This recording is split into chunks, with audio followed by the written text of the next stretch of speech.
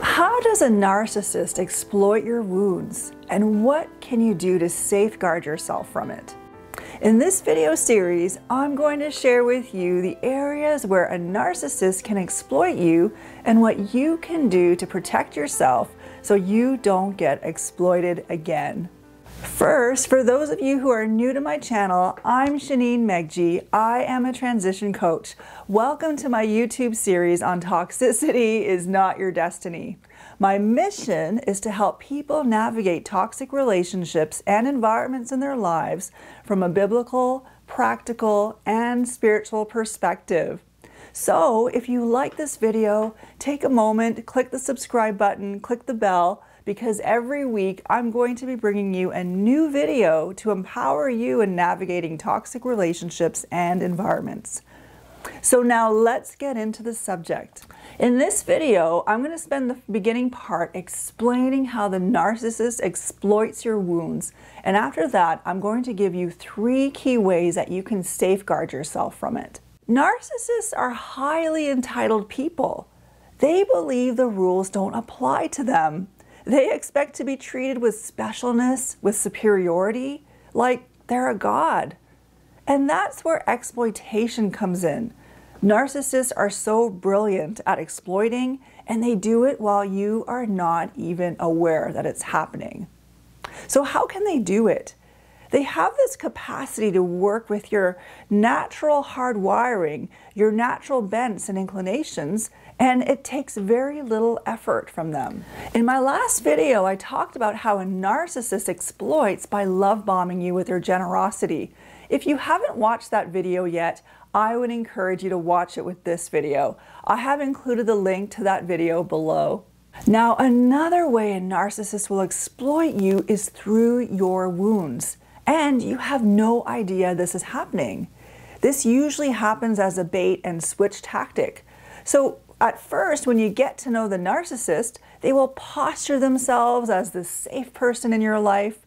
The way they show love, care, and attention towards you will make you feel like $1,000,000, like you are the most seen and cared for person in the whole world. So of course, you will totally feel elated that you finally met that one safe person who gets you, who loves you, someone you can trust to be completely free to be yourself with, to share your innermost deep things of the heart, because you feel seen, heard, validated, cared for, not judged.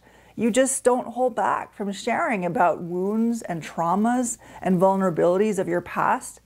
And just that experience in itself can bring so much healing. That's the crazy thing about it all. The narcissist will be the father, brother, mother, sister, friend, spouse, partner you never had. The kind of person you were dreaming about having. And their presence at the beginning feels like this amazing healing balm that just covers the deep wounds you had from other hurtful relationships, maybe from parental figures in your early childhood. So that's the deception. You see this person as someone God is using to bring healing in your life. You would never dream that it would be the opposite. But it isn't long before there's this bait and switch. The love, care, attention get replaced suddenly with criticism, cruelty, abuse, vindictiveness, shaming, and humiliating. I like to describe it like this. If you were this beautiful rose bush, it's like the narcissist watered you, cultivated you, nurtured you, and you grew so much. But then this switch happened. One day the narcissist got annoyed or angry with you and grabbed an axe and started hacking off your branches. The very branches they spent all this time at the beginning watering, cultivating. And that's what it's like with a narcissist. They build you up and then they tear you down. Here's the reality. A narcissist lacks empathy. The amount of energy they had to expend to be that safe person in your life was a monumental, exhaustive effort because none of that is natural for them. Their hearts are not engaged. It is the emotions that they have to accept, that they have to go through to win you, all the hoops they have to jump through. So just imagine the amount of effort emotionally it would take for them to be that loving and that attentive to you when in reality, they actually are full of anger, hatred, envy, negativity, but you never see those negative emotions. They are always just brewing just underneath the surface. And they will never show you those emotions until they are absolutely sure that you are hooked to them, that you won't leave them, that you are showing them this utmost loyalty and devotion. So almost overnight, after who knows how long, they will become a different person, like a Jekyll and a Hyde. And it can be so disorienting. You will wonder, what just happened here? And even then, they may not unleash the full extent of their contempt and abuse and criticisms. It may start off very mild, but soon start escalating and escalating, and your boundaries will get pushed and pushed and pushed, and the negativity will outweigh anything positive and soon become the norm. And any of those good moments that you felt during the love bombing season will become a rare occurrence. It is like you are completely with a different person. And if you start to confront them and have issues with them, they just unleash more and more wrath. And if they have managed to isolate you from your friends and family, and you have become more dependent on them, it will be difficult to leave. And everything you shared and confided with them in the love bombing stage, they will use against you to hurt you. So if they know you fear abandonment because you were once abandoned, they will threaten to leave you. If they know about your fears of rejection and how much you value certain relationships, they will turn the most important people in your life against you by slandering you and triangulating them against you. If they are threatened by you or envious of you, they will shame, humiliate, berate, criticize you, tear you to pieces. So in actual fact, they end up re-wounding you and re-traumatizing you in the same places as others who abused you and wounded you and traumatized you in the past. They do it in a worse way. Imagine if you had a knife wound and someone had stabbed you with a knife, so you have healed from it mostly, but you still have bandages around it because it is a sensitive spot. Well, a narcissist is like someone who comes in and presents themselves to you like a caregiver, like a nurse, or maybe a doctor. They present themselves as a person who can nurse the healing. So then you feel safe to remove your bandages. And they may dab some healing ointment at the beginning, but actually what they do is they set you up to be vulnerable, and they take a knife and they stab you in that same spot as where the wound is.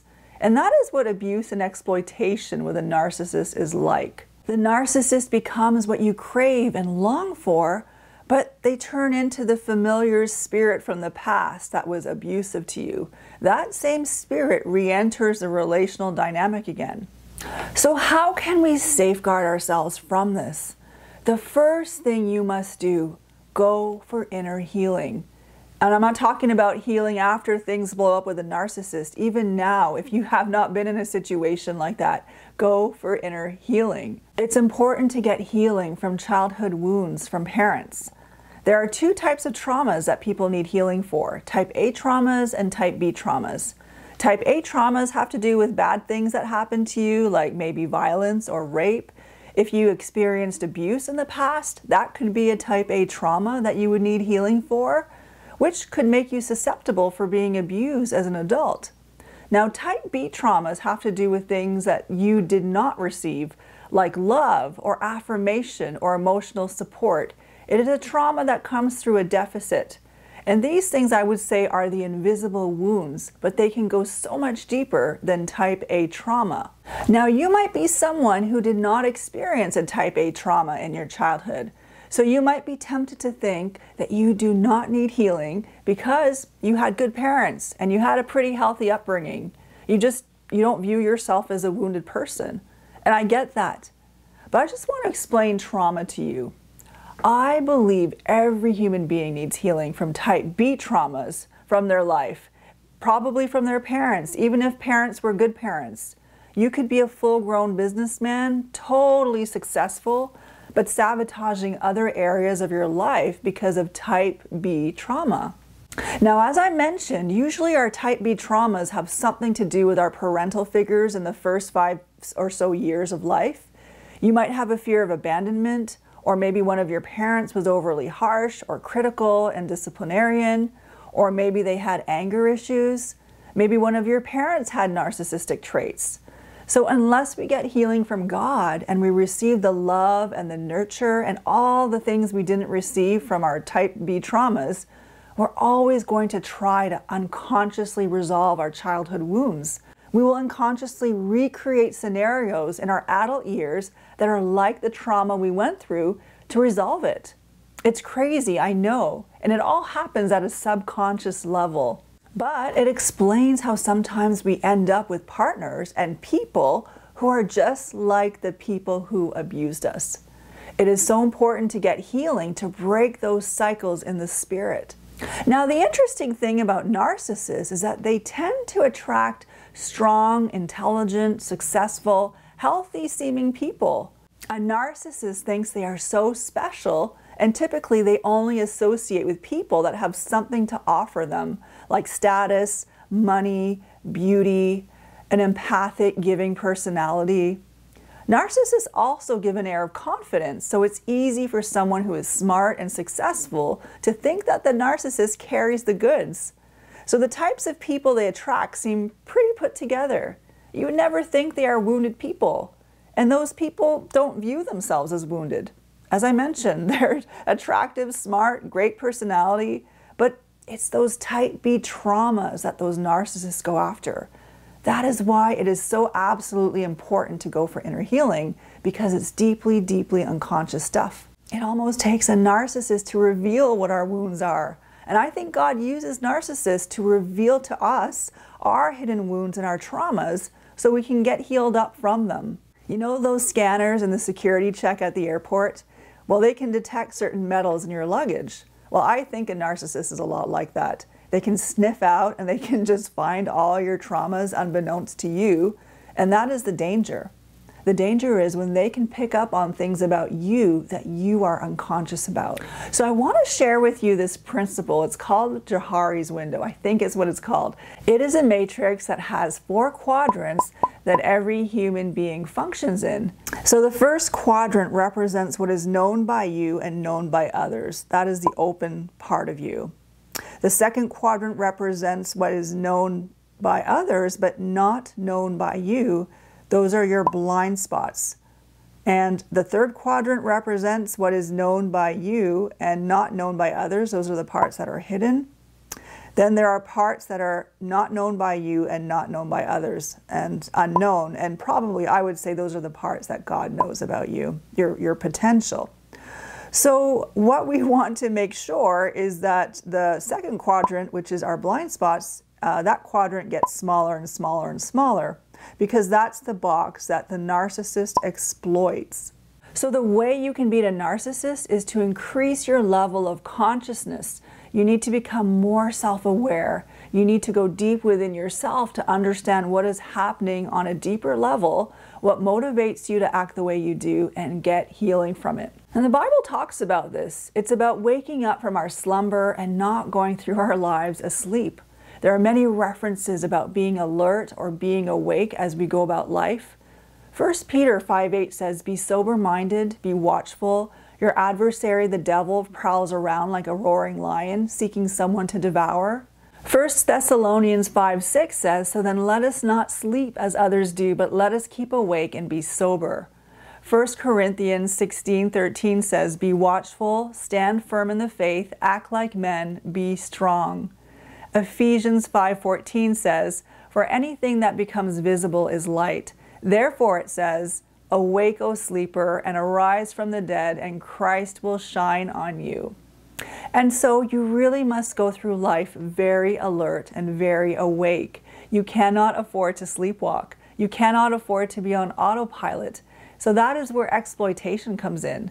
So please don't tell yourself you are not a wounded person. We all have wounds, and a lot of our wounds drive us to behaviors, to unconscious behaviors that we don't even realize we're doing. Human beings are way more fragile and complicated than we realize. So make a commitment to waking up from your slumber and invest the time and money to go for the healing. Now, Restoring the Foundations was the best one I've seen, the best healing ministry I've seen so far, because it is just so integrated. And the 5-day thorough is what I would recommend. So if you're interested, I will leave a link to their ministry in the description below. The second thing you can do to safeguard yourself from being exploited by a narcissist is to get your affirmations solely from God and practice affirming yourself with the affirmation He gives you. You might be someone who has an unhealthy need for affirmation from people. If you have an addiction to feeling good about yourself, the way a narcissist will exploit you is to praise you and make you feel amazing and significant. Maybe you will be given a special title or given honor. The narcissist will build you up, build up your image, maybe in front of other people, even though in private they will tear you down. And this is part of the gaslighting too, because in public they praise you and they lift you up and they shower you with love and attention so that everyone around thinks, wow, what an amazing person you're with. You're so lucky and blessed. The narcissist can shower you with so much attention and honor and give this perception of favoritism that it triggers envy or jealousy in other people. So what happens is that the narcissist succeeds in triangulating others against you because of their envy. And those people become tools in the hands of the narcissist to gaslight you.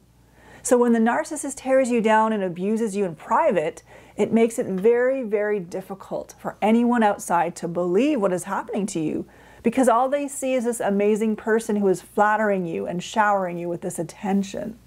So what happens is that people reprimand you for having issues. They get mad at you because they believe you are the one who is being insensitive or difficult or ungrateful.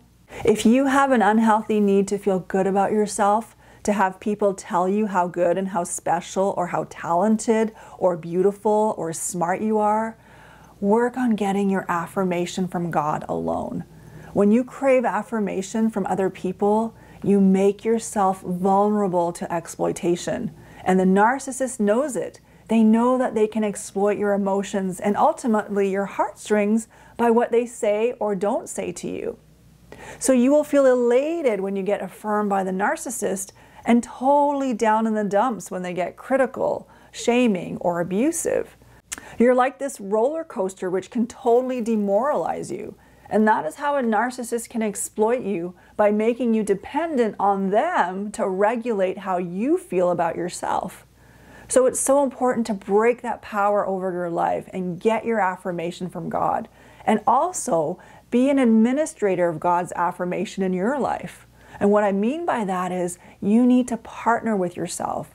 You need to love yourself with the love God has given you. You need to parent yourself with the parenting love God has given you. The third thing you should do to safeguard yourself against exploitation from a narcissist, especially someone who would call themselves a Christian or who would say that they're representing God. Study God's nature and His attributes and His personality in the Bible.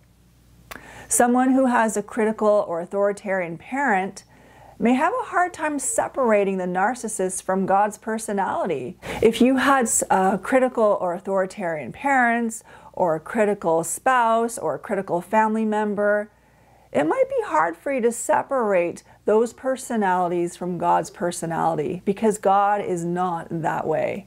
So it might be a lot easier for you to believe the narcissist represents God because of your false image of God.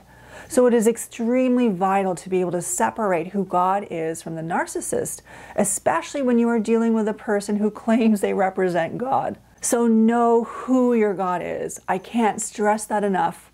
I'll give you some examples here. Psalm 145 verse 8 says, God is very slow to get angry, but narcissists are quick to get angry. Psalm 45:8 also says that God is loving and compassionate, but a narcissist lacks love and empathy. Psalm 103:12 says God forgives and forgets, but a narcissist holds grudges, acts vindictively, and never forgets. James 2:13 says God chooses mercy over judgment, but a narcissist chooses judgment over mercy. Philippians 2 verses 5-7 says that God is humble, but a narcissist is arrogant. Revelation 3:20 speaks of God respecting people's free will and coming in when He's invited. The scripture describes him as standing at the doors of our hearts, waiting to be invited in. But narcissists do not respect people's boundaries. They barge right in. They use their intense and controlling personalities to take what they want. In Isaiah 1:18, God says, "Let us reason together." But you can never reason with a narcissist. So those are just some examples of the differences between God and a narcissist. And there are so many more. So it's important to do this study so you can separate those people who carry God's nature in them from those who clearly do not. Until you know this and you can be clear with all your being and can make that distinction on who God is and who a narcissist is, this gray area or lack of understanding will get exploited. The thing with a narcissist is that you can never say to them that they are exploiting you. They have no idea what the word even means. They would be utterly shocked and betrayed if you ever accused them of this.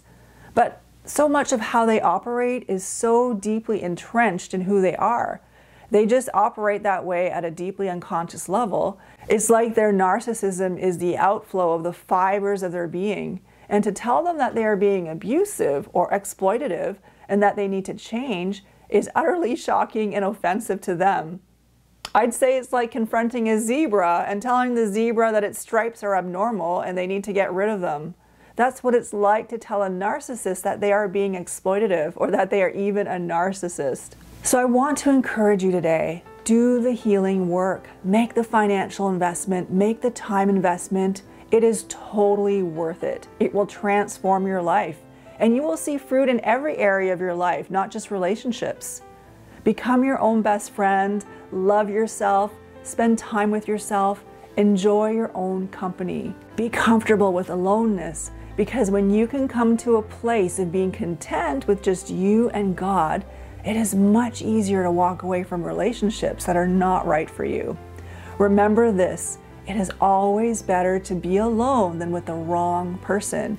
And you are never alone, actually. God is watching over you and He sees you and He's with you.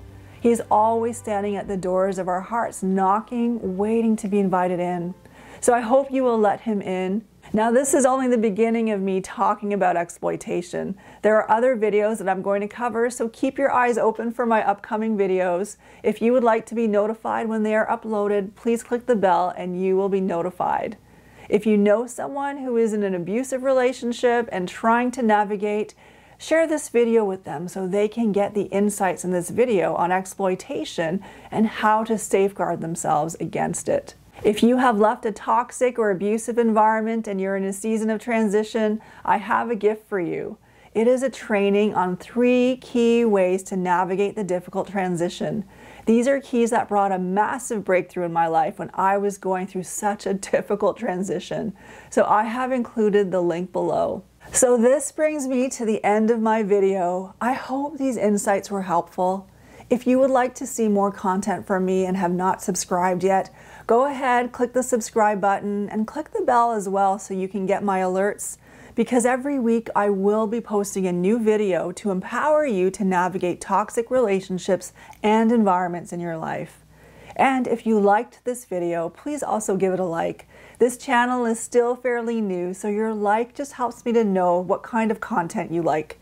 And if you have other suggestions of other topics you would like me to cover, please feel free to leave your suggestions in the comments section. Thank you so much.